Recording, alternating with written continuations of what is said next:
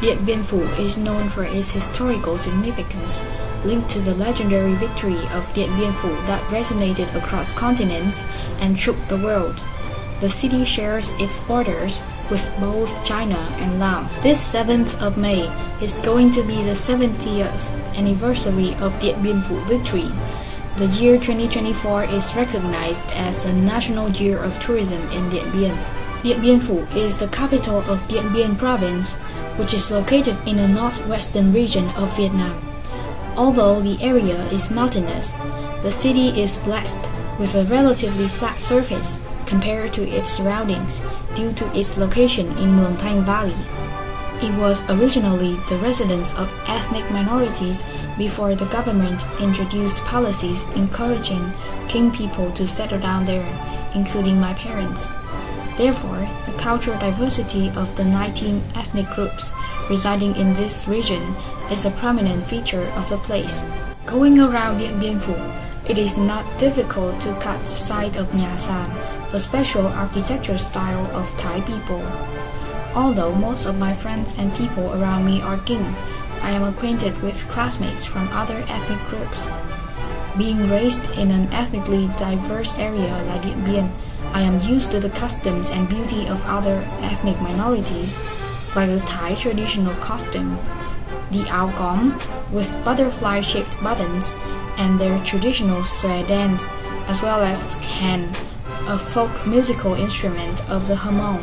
I am also familiar with the tang cẩu, which is a hairstyle of married women of the Thai Dan ethnic group, so familiar that I tend to find it in the influx of people in Hanoi to look for someone from the same area as mine.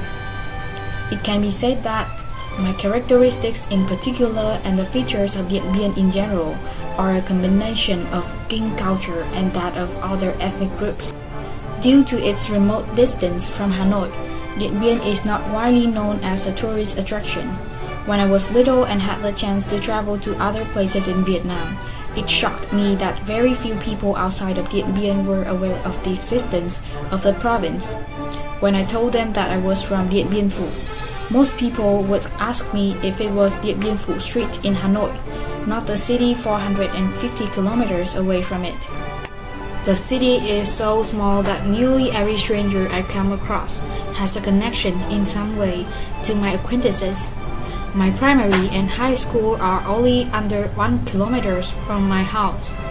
As a result, my main way to get around is to walk or ride an electric bike.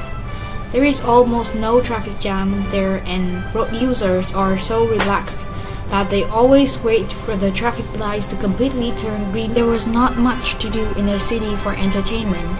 However, as an introvert, I enjoyed its peaceful and slow pace of life. The Victory Monument is one of my favorite places. It is one of the symbols of the city.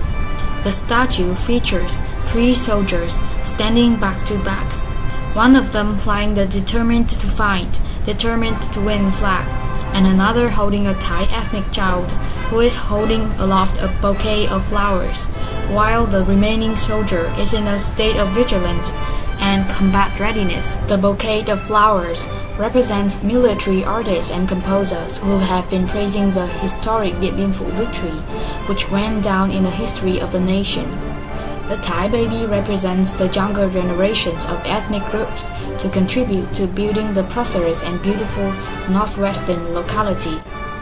It was built the same year when I was born, which is the 50th anniversary of Điện Biên Phủ victory on the site of D1 Hill. The location used to be a battlefield in the past, but now it serves as a tourist attraction and a place for the locals to exercise. Visitors can have a bird's eye view of the whole city from the monument, even the rice fields and the hills far away.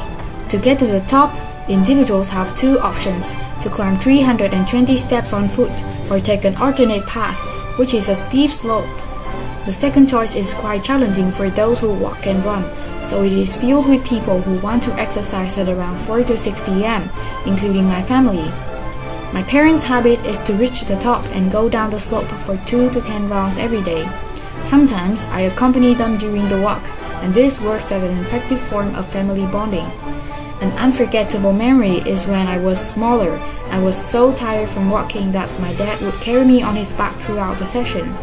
This experience contributed to forming my joyful childhood, filled with precious moments that I had always remembered in my heart, even when I have grown up. There are 3 large standings symbolizing 3 offensive ways of the campaign. On both sides of the path are 56 posts made of Thanh blue stones, symbolizing the 56 days and nights of our troops during the Điện Biên Phủ campaign. On both sides of the hill along the path are bohenia flower trees and other trees, creating a natural landscape and a friendly environment for the entire rally. During my visits to this historical place, I came across many foreigners and had opportunities to talk with them. Consequently, this shaped my career path, and now I am close to achieving it. Little did I know about the connection between me and the city until I moved to Hanoi to pursue higher education. I was born and raised there for 18 years, and it has become a part of my identity that I always proudly express. I feel like it is the only place where I can find my true self. Its climate is harsh for those who have respiratory and other health problems, as the difference between the lowest and highest temperature during the day is considerable. I love the city so much and always long for the return. I hope that through my video essay, more and more people will know about my beautiful city and decide to visit it one day. And it would be fantastic if that one day is in this year, the Dien Bien National Year of Tourism 2024.